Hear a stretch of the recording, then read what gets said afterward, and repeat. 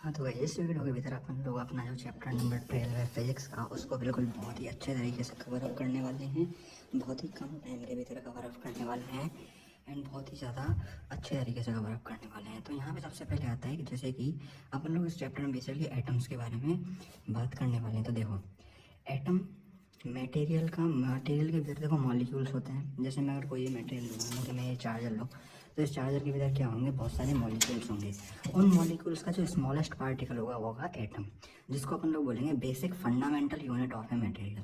मतलब सबसे smallest basic fundamental of a material होता है। ठीक है, एटम का जो एग्जिस्टेंस है वो इंडिपेंडेंटली पॉसिबल नहीं है। मतलब अकेले ही एटम का जो एग्जिस्टेंस है वो पॉसिबल नहीं है। एटम के भीतर न्यूट्रॉन प्रोटॉन इलेक्ट्रॉन का होना ज़रूरी है, तभी वो क्या कर पाएगा, एग्जिस्ट कर पाएगा। ठीक है, अब एटम के बेसिस पे एटम के ऊपर 3 थ्योरीज आती हैं। सबसे पहले number 1 Thomas one, second Rutherford and bore. अब इन तीनों थ्योरीज को ही अपन लोग इस चैप्टर के भीतर पढ़ने वाले हैं। ठीक है, अब देखो सबसे पहले अपन लोग पढ़ेंगे थॉमसन एटॉमिक मॉडल। अब थॉमसन एटॉमिक मॉडल क्या कहता है, इसको अपन लोग वाटरमेलन मॉडल और प्लूटोनिक मॉडल भी बोलते हैं। ठीक है, अब यहाँ पे थॉमसन एटॉमिक मॉडल क्या कहता है कि ये कोई भी एटम ले लिया अपन ने, तो इस एटम का जो वॉल्यूम है, मतलब इस एटम का जो ये जो पार्ट है ना, इसमें जो पॉजिटिवली जो चार्ज है, मतलब पॉजिटिवली चार्ज जो प्रोटॉन है वो क्या है, यूनिफॉर्मली डिस्ट्रीब्यूटेड है। और नेगेटिव जो चार्ज है वो embedded like a seed in a watermelon. अब इसको देखो वाटरमेलन मॉडल क्यों बोलते हैं, क्योंकि अपन लोग इसको इस तरीके से याद रखते हैं कि ये अपन का कोई जो एटम है ना, तो इस एटम के भीतर क्या है कि जो पॉजिटिवली चार्ज है ना वो बिल्कुल एक सतह की तरह फैला हुआ है। जैसे कि मान के चलो मैं इसको एटम मान लेता हूँ। ठीक है, तो इस एटम में क्या है कि जो पॉजिटिवली अपना चार्ज है वो बिल्कुल पूरी सतह पे फैला हुआ है। ठीक है, और ये कह रहा है कि नेगेटिव जो चार्ज है वो embedded like seed in a watermelon. अब जैसे वाटरमेलन में सीड होती है ना, सीड काली काली सी जो सीड होती हैं, तो ये कह रहा है कि जो नेगेटिव चार्ज है वो सीड की तरह एक एटम के भीतर प्रेजेंट है। मतलब कि अगर मैं इसको पूरे को एक एटम मान रहा हूँ तो ये तो पूरा प्रोटॉन है, यहाँ पे पूरा पॉजिटिवली चार्ज फैला हुआ है, फैला हुआ है, फैला हुआ है। जैसे रेड कलर का जो एरिया होता है वाटरमेलन में, उसकी तरह तो पॉजिटिवली चार्ज फैला हुआ है। और यहाँ पे ये जो डॉट बन रहे हैं ये इलेक्ट्रॉन, मतलब इलेक्ट्रॉन एक तरीके से सीड की भांति जो वाटरमेलन में सीड होती हैं उसकी तरह इस एटम के भीतर धसे हुए हैं। According to Thomson model the positive charge is uniformly distributed in volume of the atom and negative charge is embedded like seed in watermelon. ठीक है, अब यहाँ पे रिजल्ट क्या निकले इस मॉडल के, temperature provide to an atom an electron energy gain photon light EM wave emission. अब देखो इसमें सिंपल सा जो चीज़ है वो मैं तुम्हें बाद में समझाऊंगा, ये अभी कोई इतनी समझने वाली बात नहीं, तुम सिंपली याद रख लो थॉमसन एटॉमिक मॉडल क्या था। According to Thomson atomic model the positively charge है यूनिफॉर्मली डिस्ट्रीब्यूटेड, पॉजिटिव जो चार्ज है वो यूनिफॉर्मली डिस्ट्रीब्यूटेड एंड नेगेटिव जो चार्ज है वो embedded like seed in a watermelon. ठीक है, अब यहाँ पे इस जो अपन का थॉमसन मॉडल है इसके कुछ फेलियर थे। फेलियर क्या थे, could not explain linear spectrum को नहीं बता पाया, could not explain alpha particle scattering experiment. अब अल्फा पार्टिकल स्पेक्ट्रिंग एक्सपेरिमेंट क्या है, वो ये रहा। ठीक है, इसमें अल्फा पार्टिकल एक्सपेरिमेंट में अपन लोग क्या करेंगे, एक अपन लोग लेंगे बिस्मथ का पार्टिकल। ठीक है, बिस्मथ का पार्टिकल अपन लोग लेंगे, यहाँ पे अपन लोगों ने लगा दी लीड की ब्रिक्स, ये 4 लीड की ब्रिक्स लगा दी। यहाँ पे अपन लोगों ने ले ली है गोल्ड की थिन फॉइल, ये तो हम लोगों ने 11th में पढ़ा हुआ है। यहाँ पे अपन लोगों ने क्या ले ली, गोल्ड की एक थिन फॉइल, और यहाँ पे अपन लोगों ने एक स्क्रीन बना दी जिसको अपन क्या देंगे नाम, ZnS स्क्रीन, मतलब जिंक सल्फाइड की स्क्रीन यहाँ पे अपन लोगों ने लगा दी। ठीक है, अब इसके भीतर देखो अपन लोग क्या करेंगे बिस्मथ में से अल्फा पार्टिकल्स निकले। ठीक है, अल्फा पार्टिकल्स निकले, अब क्या होगा देखो, अल्फा पार्टिकल्स इस गोल्ड फॉइल पे जाके टकराएंगे तो क्या होगा, कुछ अल्फा पार्टिकल तो सीधे के सीधे इस गोल्ड फॉइल में से निकल जाएंगे। ठीक है, कुछ क्या होंगे वापस इधर से ऐसे चले जाएंगे, मतलब ठीक है, कुछ क्या होंगे इधर की साइड चले जाएंगे, और कुछ क्या होगा वापस पार्टिकल जैसे गया है वैसा का वैसे ही आ जाएगा। तो मतलब कि देखो मैं तो अगर इसे बेसिक तरीके से समझाऊँ तो इसके भीतर क्या हो रहा है, इसके भीतर हो रहा है गाइस देखो, जैसे ये अपन लोगों ने यहाँ से बिस्मथ का, ये अपन लोगों ने एक सेकंड पेन भाई, ये अपन लोगों ने क्या लिया, ये अपन लोगों ने बिस्मथ का पार्टिकल ले लिया। ठीक है, अब यहाँ पे क्या किया, ये बिस्मथ का पार्टिकल अपन लोगों ने ले लिया, ये अपन लोगों ने क्या ले लिया, बिस्मथ का पार्टिकल ले लिया। यहाँ पे अपन लोगों ने लीड की ब्रिक्स लगा दी, यहाँ पे अपन लोगों ने एक थिन गोल्ड फॉइल ले ली, और यहाँ पे ZnS स्क्रीन लगा दी। अब यहाँ से जब ये पार्टिकल्स निकलेंगे तो यहाँ से पार्टिकल्स हर तरीके से निकल रहे हैं, तो क्या होगा, कुछ पार्टिकल्स तो इस स्क्रीन में से बिल्कुल ऐसे निकल जाएंगे, पार निकल जाएंगे। पार निकल गए इसका मतलब क्या है कि गोल्ड फॉइल का जो मोस्ट ऑफ द पार्ट है वो एम्प्टी है, मतलब एटम का जो मोस्ट ऑफ द पार्ट है वो एम्प्टी है। कुछ पार्टिकल क्या होंगे 90 डिग्री से एक्यूट एंगल पे क्या हो जाएंगे, डेविएट हो जाएंगे। एक्यूट एंगल पे डेविएट होने का मतलब क्या है, एक्यूट एंगल पे डेविएट हो जाएंगे, ठीक है, एक्यूट एंगल पे डेविएट हो जाएंगे, मतलब कुछ यहाँ पे टकराए और यूँ चले जाएंगे, टकराए यूँ चले जाएंगे। कुछ ऑब्ट्यूस एंगल से डेविएट होंगे, मतलब कुछ इस तरीके से जाएंगे, और कुछ क्या होगा कि यहाँ से टकरा के और यूं की यूं ही वापस आ जाएंगे। तो इस एक्सपेरिमेंट से अपन ने जो ऑब्जर्वेशन निकाला, वो ऑब्जर्वेशन क्या निकाला अपन लोगों ने, इस एक्सपेरिमेंट से जो ऑब्जर्वेशन निकाला वो क्या निकाला, most of the alpha particle pass through any deviation, मतलब मोस्ट ऑफ द जो अल्फा पार्टिकल्स हैं वो बिल्कुल सीधे के सीधे निकल गए, कोई भी उनमें डेविएशन नहीं हुआ, ठीक है, मतलब थीटा इक्वल टू उनका क्या रहा, 0 हुआ, कोई भी डेविएशन नहीं हुआ। Some of the alpha particle deviate at acute angle, कुछ अल्फा पार्टिकल क्या हुए, एक्यूट एंगल पे डेविएट हो गए। एक्यूट एंगल मतलब थीटा लेस देन 90, मतलब 90 से छोटी डिग्री के एंगल पे कुछ इलेक्ट्रॉन क्या हुए, डेविएट हो गए, अल्फा पार्टिकल क्या हुए, डेविएट हो गए।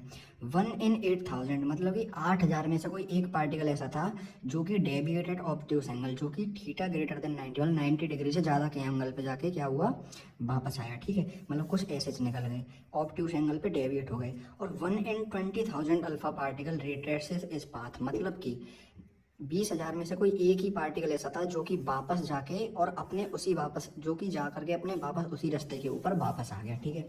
अब इस ऑब्जर्वेशन के थ्रू अपन लोग क्या पता कर सकते हैं वो मैं तुम्हें बताता हूँ। अब देखो इसके रिजल्ट क्या निकलेंगे, अगर ज़्यादातर particle, most of the particle pass through any deviation, मतलब किसी भी डेविएशन के बिना निकल रहे हैं, तो इसका मतलब क्या है, most of the space of atom is vacant in which electron exist, मतलब कि अगर बहुत सारे अल्फा पार्टिकल्स बिना किसी डेविएशन के सीधे निकल रहे हैं उस गोल्ड फॉइल में से, इसका मतलब क्या है कि एटम का जो मोस्ट ऑफ द स्पेस है वो क्या है, वैकेंट है, और most of the mass and all positive charges gathered at a part और point which is known as nucleus. अब अगर कोई 20,000 में से एक पार्टिकल अपने पाथ पर वापस आ रहा है, इसका मतलब ये है कि वो किसी ना किसी चीज़ से टकरा के वापस आ रहा है, इसका मतलब उसके बीच में कुछ ना कोई चीज़ प्रेजेंट है, जिसको अपन लोग क्या बोलेंगे, पॉजिटिव चार्ज, जिसको अपन लोग बोलेंगे न्यूक्लियस। तो यहाँ पे अपन का जो यहाँ पे थॉम्सन एटॉमिक मॉडल था, वो क्या करा, अल्फा स्कैटरिंग पार्ट को नहीं समझा पाया, क्योंकि उसके अकॉर्डिंग तो एटम पूरा भरा हुआ था, एटम में प्रोटॉन क्या, एटम में पॉजिटिवली चार्ज पार्टिकल क्या थे, बिल्कुल फैले हुए थे। लेकिन यहाँ से अपन लोग अल्फा स्कैटरिंग एक्सपेरिमेंट में क्या देख पा रहे हैं कि एटम का जो मोस्ट ऑफ द पार्ट है वो क्या है, एम्प्टी है। तो भैया ये तो अपन का जो थॉम्सन मॉडल था ये तो गलत हो गया। उसका सेकंड मॉडल आता है, वो आता है Rutherford atomic model. Rutherford atomic model में ये देखो, रदरफोर्ड क्या कहता है कि most of the space of an atom is vacant, atom का जो मोस्ट ऑफ द स्पेस है वो वैकेंट होता है, in which negative charge particle revolve around the nucleus. मतलब ये कहना चाहता है कि मोस्ट ऑफ द, ये अपन का कोई एटम है तो इसका जो मोस्ट ऑफ द एरिया है ना वो वैकेंट है, लेकिन यहाँ पे बीच में कहीं पे न्यूक्लियस प्रेजेंट है, यहाँ पे बीच में क्या है, न्यूक्लियस प्रेजेंट है, पॉजिटिवली चार्ज न्यूक्लियस प्रेजेंट है। इसके आसपास क्या करते हैं, इलेक्ट्रॉन जो भी है वो रिवॉल्व करते हैं। तो भैया अब तुम कहोगे कि ये तो इसका बिल्कुल सही कह रहा है, लेकिन रुको भाई सब्र करो। अब इसके जो फेलियर थे वो क्या थे, could not explain linear spectrum intention, linear spectrum को नहीं बता पाया, could not explain stability of atom. अब स्टेबिलिटी ऑफ एटम क्या होती है, अब इसने कह तो दिया कि पॉजिटिव चार्ज के चारों तरफ क्या घूमते हैं, इलेक्ट्रॉन घूमते हैं, ठीक है, लेकिन इलेक्ट्रॉन घूमेंगे तो इलेक्ट्रॉन क्या करेंगे, लूज करेंगे अपनी एनर्जी को।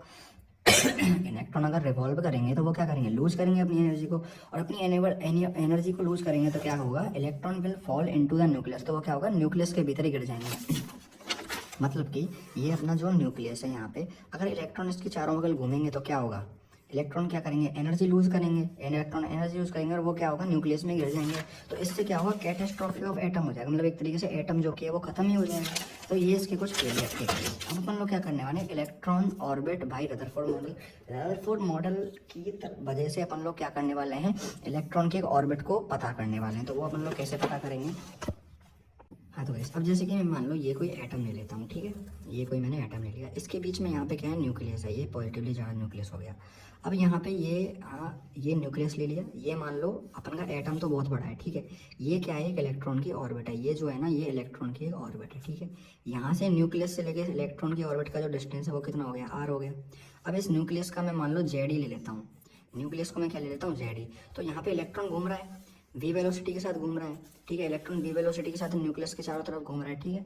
तो अब अपन लोग क्या करेंगे, यहाँ पे घूम रहा है तो क्या लग रही है, सेंट्रीपिटल फोर्स लग रही है, सेंट्रीपिटल फोर्स, सेंट्रीपिटल फोर्स। और ये सेंट्रीपिटल फोर्स किसके इक्वल हो जाएगी, कूलम्ब फोर्स के इक्वल, कूलम्ब फोर्स के इक्वल। अब सेंट्रीपिटल फोर्स क्या होती है, M B square, M B square by R. और यहाँ पे कूलम्ब फोर्स, अब देखो यहाँ पे एक चार्ज है, यहाँ पे दूसरा चार्ज है और यहाँ पे डिस्टेंस है आर, तो कूलम्ब फोर्स क्या होती है, के यहाँ पे पहला चार्ज क्या है जेड ई, तो जेड ई। यहाँ पे दूसरा चार्ज क्या है ई, तो ई अपॉन आर स्क्वायर, ठीक है। ये अपनी कूलाम फोर्स हो गई। अब यहाँ पे क्या होगा, एक आर से एक आर कट जाएगा, ठीक है। तो क्या बचेगा अपने पास, M B square equal to K Z E square हो जाएगा, के जेड ई स्क्वायर, ये ई और ई मिल जाएंगे, जेड ई स्क्वायर हो जाएगा, अपॉन में क्या है आर। अब के को अपन खोल के निकलेंगे तो क्या हो जाएगा, M B square equal to 1/4 pi epsilon nought Z E square, ठीक है। तो यहाँ से अपन का क्या निकल जाएगा, एम बी स्क्वायर निकल जाएगा। दोबारा से एक बार और बता देता हूँ, सेंटीमीटर फोर्स करके इक्वल हो जाएगा कूलम फोर्स के equal M B square by R equal to K Z E upon R square. R से यहाँ पे क्या होगा, M B square upon R equal to क्या हो जाएगा, जेड ई स्क्वायर। के को अपन ने खोल के लिख दिया 4 पाई एप्सिलॉन नॉट, यहाँ पे आर स्क्वायर का आर स्क्वायर, एक आर से एक आर कट जाएगा, तो एम बी स्क्वायर क्या हो जाएगा, Z E square by 4 pi E nought R, ठीक है। यहाँ तक हमारे पास समझ में आ गई। अब इसी को यूज़ करके अपन लोग क्या करना है, kinetic energy of the revolving electron. ये जो इलेक्ट्रॉन रिवॉल्व कर रहा है इसकी अपन लोग काइनेटिक एनर्जी पता करेंगे। तो काइनेटिक एनर्जी क्या होती है, हाफ एम बी स्क्वायर। अब एम बी स्क्वायर की तो अपने पास वैल्यू ये रही, तो मैं क्या करूँगा, kinetic energy equal to half M B square की जगह ये वैल्यू पुट कर दूंगा। तो यहाँ से काइनेटिक एनर्जी 2 का 4 में इंटू हो जाएगा, क्या आ जाएगी 8 पाई एप्सिलॉन नॉट। अब यहाँ पे जेड को मैं क्या ले लेता हूँ, 1 ले लेता हूँ, तो काइनेटिक एनर्जी क्या हो जाएगी, E square upon 8 pi epsilon naught, ठीक है।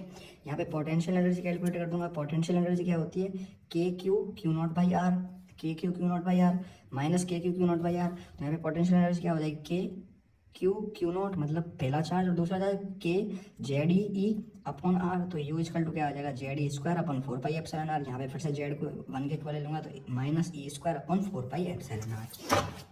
टोटल एनर्जी मतलब sum of kinetic energy and potential energy. तो ई इक्वल टू क्या हो जाएगा, kinetic energy E square upon 8 pi epsilon R. अब यहाँ पे तुम कहोगे प्लस है तो यहाँ पे माइनस क्यों रहा है, क्योंकि पोटेंशियल एनर्जी क्या होती है, minus E square upon 4 pi epsilon naught. तो माइनस और प्लस क्या हो जाएंगे, माइनस, तो इसलिए E square upon 8 pi epsilon R minus E square upon 4 pi epsilon R. इनको अपन लोग माइनस करेंगे तो क्या आंसर आएगा, minus E square upon 8 pi epsilon R. अब यहाँ पे एक रिलेशन आता है ई इक्वल टू, अब यहाँ पे देखो क्या है, अपन की जो यहाँ पे देखो काइनेटिक एनर्जी, अपन की जो टोटल एनर्जी है वो क्या है, E square minus E square upon 8 pi epsilon R, ठीक है। काइनेटिक एनर्जी क्या थी, E square upon 8 pi epsilon naught R, और पोटेंशियल एनर्जी क्या थी, minus E square upon 4 pi epsilon R. यहाँ से अपन का एक रिलेशन आता है, वो क्या है, ई इक्वल टू, यहाँ पे देखो ये वैल्यू सेम है और ये वैल्यू सेम है, तो ई इक्वल टू क्या हो जाएगा, माइनस काइनेटिक एनर्जी। यहाँ पे ये वैल्यू भी सेम है, यहाँ पे ये वैल्यू सेम है, ई इक्वल टू क्या हो जाएगा, काइनेटिक एनर्जी। और ये क्या है, इन दोनों वैल्यूज का हाफ ही तो है, तो इसलिए पोटेंशियल एनर्जी क्या हो जाएगा, अपॉन में 2। अब इस फॉर्मूले को देखो तुमसे एमसीक्यू वगैरह में पूछ सकता है, कैसे पूछेगा कि वो तुमको पोटेंशियल एनर्जी दे देगा, अब वो कहेगा काइनेटिक एनर्जी और एनर्जी निकालो। तो अपन को पता है पोटेंशियल एनर्जी अपन लोग यहाँ पे पुट कर देंगे। अब काइनेटिक एनर्जी निकालनी है, तो पोटेंशियल एनर्जी के अपॉन में 2, तो पोटेंशियल एनर्जी क्या आ जाएगी, पोटेंशियल, एक सेकंड, काइनेटिक एनर्जी निकालनी है, ठीक है। पोटेंशियल एनर्जी अपन को दे रखी है, इस फॉर्मूले पुट करेंगे, तो पोटेंशियल एनर्जी अपॉन में 2 यानी 27.2 अपॉन 2, 27.2 अपॉन 2। तो ई क्या यहाँ पे ई क्या आ जाएगी, यहाँ पे ई क्या आ जाएगी, माइनस 13.6 ई भी। और यहाँ पे सेम अपन लोग काम इसके साथ करेंगे, काइनेटिक एनर्जी इक्वल टू क्या होती है, ई के माइनस ई के इक्वल होती है, तो काइनेटिक एनर्जी माइनस माइनस, तो यहाँ पे प्लस में 13.6 आ जाएगी। मतलब देखो मैं तुमको एक तरीके से अच्छे से समझाता हूँ। जैसे कि देखो यहाँ पे अपन ने क्या डिराइव किया, अपन ने ये निकाल लिया कि ई इक्वल टू क्या है, minus kinetic energy equal to में क्या है, पोटेंशियल एनर्जी अपॉन 2, ठीक है। अब अपन को देखो यहाँ पे अपन को क्या दे रखी है, अपन को पोटेंशियल एनर्जी दे रखी है कि पोटेंशियल एनर्जी इक्वल टू क्या है, पोटेंशियल एनर्जी कितनी है, माइनस का 27.2 इलेक्ट्रॉन वोल्ट। अब अपन से वो कह रहा है कि काइनेटिक एनर्जी निकालो और एनर्जी और टोटल एनर्जी निकालो। तो अपन देखो क्या करेंगे, अपन को ये फॉर्मूला पता है, तो अब अपन को काइनेटिक एनर्जी पता है क्या होता है, kinetic energy equal to kinetic energy. अब अपन देखो पहले एनर्जी निकाल लेते हैं, तो एनर्जी क्या होता है, पोटेंशियल एनर्जी अपॉन में 2, तो ई क्या लिख सकता हूँ मैं, पोटेंशियल एनर्जी अपॉन में 2। तो ई इक्वल टू क्या हो जाएगा, पोटेंशियल एनर्जी कितनी है, माइनस 27.2 अपॉन में क्या है 2, तो यहाँ पे ये कट के क्या आ जाएगा, ई इक्वल टू क्या आ जाएगा 13.1, ठीक है, 13.6 इलेक्ट्रॉन वोल्ट। अब अपन को पता है ई इक्वल टू क्या होता है, माइनस का kinetic energy, E equal to क्या होता है, माइनस का काइनेटिक एनर्जी। तो अब काइनेटिक एनर्जी निकालने के लिए क्या करूँगा, ई, तो काइनेटिक एनर्जी क्या हो जाएगा, काइनेटिक एनर्जी क्या हो जाएगा, माइनस का ई। तो यहाँ पे काइनेटिक एनर्जी में किस तरीके से निकालूँ, काइनेटिक एनर्जी इक्वल टू क्या लिख दूंगा मैं, kinetic energy equal to minus E की वैल्यू क्या है, ई की वैल्यू यहाँ पे भी माइनस ई आ रही है, ठीक है। तो यहाँ पे ई की वैल्यू क्या है, माइनस 13.6, तो यहाँ पे काइनेटिक एनर्जी क्या निकल जाएगी, प्लस की 13.6। आई होप कि तुम्हारे समझ में आ गई होगी, ठीक। अब उसके बाद यहाँ पे नेक्स्ट टॉपिक आता है, वो आता है बोर्स एटॉमिक मॉडल। एंड ये तुम्हारा मोस्ट इंपॉर्टेंट टॉपिक है इस चैप्टर का। बोर्स एटॉमिक मॉडल या फिर पोस्टुलेट या फिर हाइपोथेसिस क्या कहता है, electron revolve around the nucleus in the stable orbit without radiating energy. मतलब कि अपन का जो पिछला रदरफोर्ड का एटॉमिक मॉडल था वो क्या कह रहा है कि इलेक्ट्रॉन घूमेगा और वो एनर्जी लूज करेगा, तो वो एनर्जी लूज करके क्या करेगा, न्यूक्लियस में ही गिर जाएगा। लेकिन अपन का बोर एटॉमिक मॉडल क्या कहता है कि एक कोई भी एटम है उसके बीच में प्रेजेंट न्यूक्लियस है और इलेक्ट्रॉन अगर उसके चारों तरफ घूमेगा ना, इलेक्ट्रॉन घूमता है चारों बगल, लेकिन वो अपने में से एनर्जी इमिट नहीं करता। एनर्जी इमिट नहीं करता तो एटम जो क्या है वो स्टेबल रहता है। बोर्ड्स का जो सेकंड है, ये मोस्ट इंपॉर्टेंट हमारे पेपर में पूछा भी गया है, क्वांटाइजेशन ऑफ एंगुलर मोमेंटम। मतलब कि electron only revolve in those stable orbit in which angular momentum is integral multiple of h/2π। कुल मिला के कहने का मतलब है कि इलेक्ट्रॉन उसी ही ऑर्बिटल में घूमता है जिसका एंगुलर मोमेंटम l इक्वल किसके होता है, h/2π के। अब यहाँ पे n क्या है, n है यहाँ पे नंबर ऑफ, मतलब जितनी भी टर्म्स वगैरह लेगा, फिर मतलब n इज कर लो क्या होता है, इंटीजर 1 2 3, ठीक है। h क्या है यहाँ पे, प्लांक कांस्टेंट है, तो यहाँ पे ये जो मोस्ट इंपॉर्टेंट चीज़ है, ठीक है। थर्ड है यहाँ पे बोर्स एटॉमिक मॉडल क्या कहते हैं, when electron jump from higher energy level to lower energy level then energy of emitted photon will be equal to energy different between levels. मतलब कि देखो ये क्या कहना चाहता है, ये कहना चाहता है कि जैसे मान के चलो ये अपन की दो स्टेट होती हैं, ये तो लोअर स्टेट है, लोअर स्टेट है, ये क्या है, higher state, higher energy state, ठीक है। तो इलेक्ट्रॉन क्या होता है, पहले एक फोटोन, यहाँ पे इलेक्ट्रॉन है मान लो, तो वो क्या करेगा, फोटोन लेकर के ऊपर चला जाएगा, ठीक है। यहाँ पे फोटोन उसने लिया, यहाँ से उसको क्या मिला, फोटोन लिया और यहाँ से ऊपर चला गया, वो एक्साइटेड स्टेट में चला गया।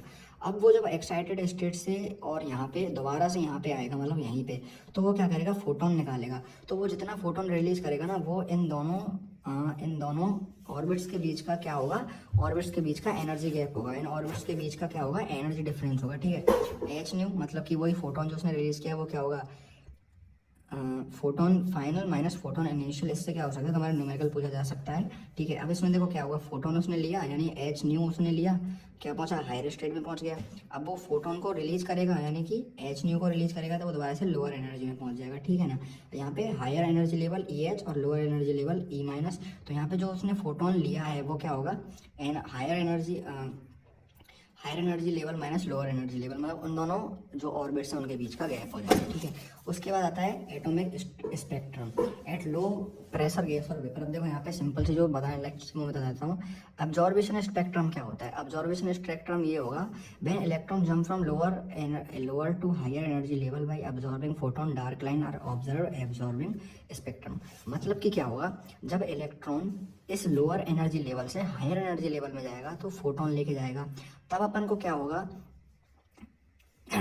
डार्क लाइन्स होंगी। मतलब जब लोअर एनर्जी लेवल से हायर एनर्जी लेवल में कोई भी इलेक्ट्रॉन जाएगा तो अपन को क्या होंगी, डार्क लाइन्स होंगी, जिसी को अपन लोग क्या बोलेंगे, ऑब्जर्वेशन स्पेक्ट्रम। एमिशन स्पेक्ट्रम क्या होगा कि जब हायर एनर्जी लेवल से कोई भी इलेक्ट्रॉन लोअर एनर्जी लेवल में आएगा, एमिटिंग फोटोन को रिलीज करते हुए, तो अपन को क्या होंगी, ब्राइट लाइन्स होंगी, ठीक है। उसके बाद आता है Bohr's model for H atom के लिए बोर्स का मॉडल।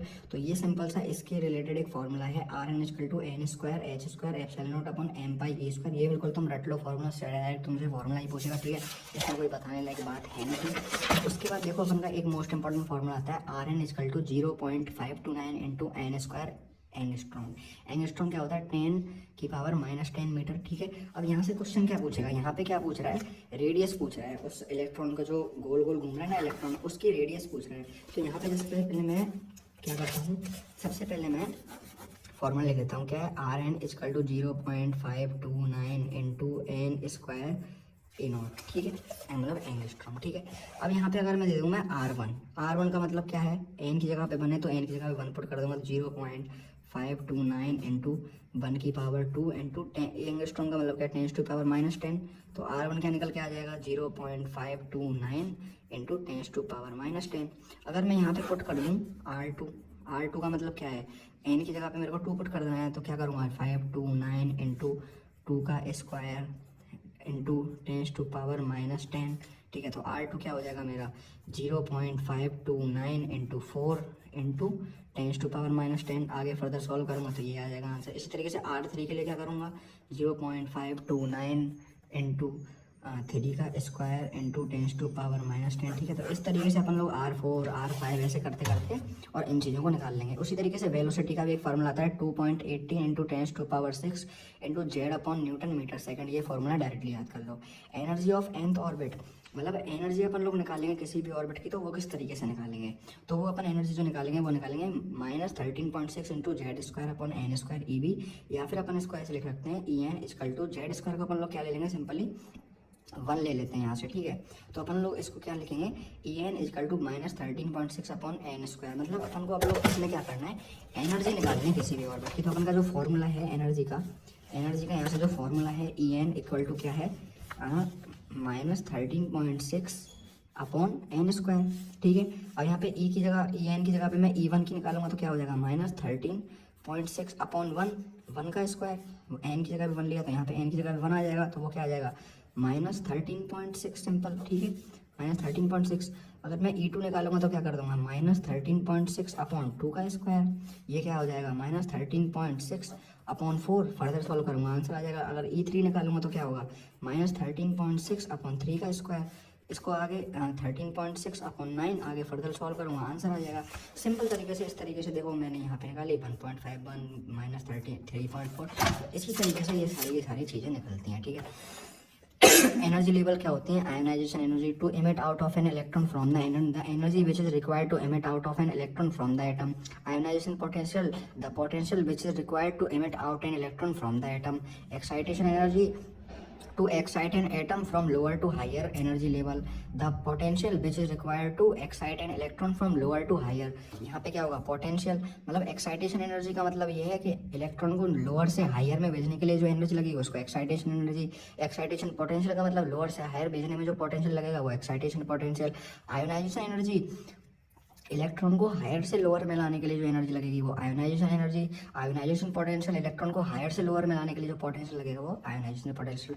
अब electron from H atom, ionisation energy क्या हो जाएगी, फर्स्ट ऑर्बिट के लिए 13.6 इलेक्ट्रॉन वोल्ट, सेकंड ऑर्बिट के लिए 3.4 इलेक्ट्रॉन वोल्ट, थर्ड ऑर्बिट के लिए 1.5 इलेक्ट्रॉन वोल्ट। मतलब कि वो उसने क्या किया, देखो वो क्या किया, एच एटम के लिए मतलब हाइड्रोजन एटम के लिए कोई भी इलेक्ट्रॉन जो कि वो लोअर से हायर स्टेट में चला गया, वो इलेक्ट्रॉन क्या हुआ यहाँ से लोअर से हायर स्टेट में चला गया, कितनी -13.6 की लाइट को एब्जॉर्व करते हुए हायर में चला गया। तो अब हायर से लोअर आने के लिए उसको क्या करना पड़ेगा, उसने जितनी उसने ली थी, मतलब वो 13.6 के मान के चलो तुम्हारे पास तुम 50 रुपये के कर्जे में हो, तो अगर मेरे को तुम्हें 50 रुपये कर्जे में से निकालना है तो क्या करना पड़ेगा, 50 रुपये देने पड़ेंगे तभी तो कर्जे में से निकलोगे। तो इस वजह से वो उसकी जो फर्स्ट ऑर्बिट की आ जाएगी वो आ जाएगी +13.6, ठीक है। जब वो यहाँ से यहाँ पे आएगा तो +13.6 उसकी हो जाएगी एनर्जी, ठीक है। एक्साइटेशन एनर्जी किस तरीके से निकालेंगे, from first energy to second orbit, from second to third orbit, from first to third orbit, किस तरीके से निकालेंगे एक्साइटेशन एनर्जी, वो अपन लोग इस फॉर्मूले का यूज़ करके निकालेंगे, तो वो तुम लोग इजी तरीके से निकाल सकते हो, तो वो तुमको निकालने के लिए आना है। इसके बाद आता है failure of Bohr's model. Bohr's model का फेलियर अपन को बताना है। It only valid for one electron atom, मतलब कि ये सिर्फ और सिर्फ ऐसे एटम्स के लिए ही वैलिड था जो कि 1 इलेक्ट्रॉन वाले हों, मतलब कि हाइड्रोजन, ठीक है। हाइड्रोजन में एक इलेक्ट्रॉन होता है, 1h1 से लिखते हैं अपन लोग हाइड्रोजन को 1h1 से लिखते हैं। तो ये किसके लिए वैलिड था, ओनली ऐसे एटम्स के लिए जिनके भीतर सिर्फ एक ही इलेक्ट्रॉन हो, ठीक है। Could not explain relative intensities of electron को एक्सप्लेन नहीं कर पाया। Could not explain how second postulate come, मतलब इसका जो सेकंड पोस्टुलेट था ना ये वाला, देखो क्वांटाइजेशन ऑफ एंगुलर मोमेंटम, ये इसको भी प्रूव नहीं कर पाया कि ये जो सेकंड पोस्टुलेट ये आया है, तो वो आया कहाँ से, मतलब इसने दे दिया कि ये आया है, लेकिन ये इसको प्रूफ नहीं कर पाया कि जो सेकंड पोस्टुलेट है ये कहाँ से आया, ठीक है। अब यहाँ पे क्या हुआ, हमारे आगे भाई साहब डी ब्रोकली साहब ने क्या कहा कि बोर्स मॉडल का जो सेकंड पोस्टुलेट है ये बोर्स तो नहीं बता पाया, लेकिन मैं बताऊंगा कि ये सेकंड पोस्टुलेट आया कहाँ से है। तो explanation of bourse second postulate, quantization of angular momentum का क्या किया, डी ब्रोकली ने एक्सप्लेन किया कि ये जो अपन का L=NH/2π आया, ये आया कहाँ से। तो भैया ने बताया कि ये कोई भी मान लो न्यूक्लियस है, इसके चारों बगल क्या कर रहा है, इलेक्ट्रॉन मूव कर रहा है। तो इलेक्ट्रॉन मूव तो कर रहा है, लेकिन उसके साथ ही क्या है, वेव एसोसिएटेड है, ठीक है। एक वेव है जो कि उसके साथ एसोसिएटेड है, ठीक है। अब भैया ने बताया कि ये सर्कल का जो एक तरीके से एरिया होता है वो क्या होता है 2 पाई आर। इसको अपन लोग किससे लिख सकते हैं, एन लैम्बडा से। तो 2 पाई आर इक्वल टू क्या हो जाएगा, N H upon M B. Lambda को तुम लोगों ने 10 चैप्टर में पढ़ा होगा, किससे लिख सकते हैं, एच अपॉन एम बी से लिख सकते हैं। तो यहाँ पे एम बी को मैं इधर भेज दूंगा और 2 पाई को इधर भेज दूंगा, तो ये क्या हो जाएगा, M B R equal to N H upon 2 pi. M B R को अपन लोग किसके इक्वल लिख सकते हैं, एल के इक्वल लिख सकते हैं। तो M B R equal to L हो जाएगा, तो L equal to N H upon 2 pi हो जाएगा। तो इस तरीके से डी ब्रोगली भैया ने यहाँ पे ये सिंपल से कैलकुलेशन कर दी कि इलेक्ट्रॉन घूम रहा है, तो इलेक्ट्रॉन कितना कवर कर रहा है, 2 पाई आर कवर कर रहा है। किसके इक्वल है, एन पाई के इक्वल है। 2 pi R equal to N H upon M B. Pi यहाँ पे एन पाई नहीं, सॉरी एन लैम्बडा, लैम्बडा को अपन लोग क्या लिखेंगे, एच अपॉन एम बी, ठीक है। अब यहाँ पे 2 पाई को तो मैं इधर भेज दूंगा और एम बी को मैं क्या करूँगा, इधर भेज दूंगा। तो एम बी उधर पहुँच के क्या हो जाएगा, एम बी आर, और यहाँ पे एन एच अपॉन 2 पाई हो जाएगा। एम बी आर को अपन लोग क्या लिख सकते हैं, एल लिख सकते हैं, L equal to N H upon 2 pi हो जाएगा। इस तरीके से तुम्हारा ये जो चैप्टर है वो बेसिकली छोटे से चीज़ में कंप्लीट हो जाता है। यहाँ पे ये जो कुछ चीज़ें थी, ये यहाँ पे जैसे कि ये इस फॉर्मूले के जरिए मैंने तुम्हें बताया कि R1 एन की वैल्यू 2 है, तो यहाँ पे एन की जगह पे 2 पुट कर दो, या फिर एनर्जी ऑफ एन ऑर्बिट तुमको एन की जगह पे 1 2 3 पुट करना है, तो इससे तुम्हारे सिंपल से न्यूमेरिकल बन सकते हैं। और यहाँ पे अल्फा पार्टिकल जो एक्सपेरिमेंट है इसमें से तुमसे पूछ सकता है कि क्या क्या इसके ऑब्जर्वेशन थे, इसके क्या रिजल्ट्स थे, या फिर कोई भी पर्टिकुलर यहाँ पे थॉमस पेन रदर या फिर बोर्ड मॉडल में से तुमसे फेलियर पूछ सकता है, उसकी डेफिनेशन पूछ सकते हैं। यही कुछ सिंपल सी चीज़ थी इस चैप्टर के भीतर। मिलता हूँ नेक्स्ट वीडियो में, बाय बाय।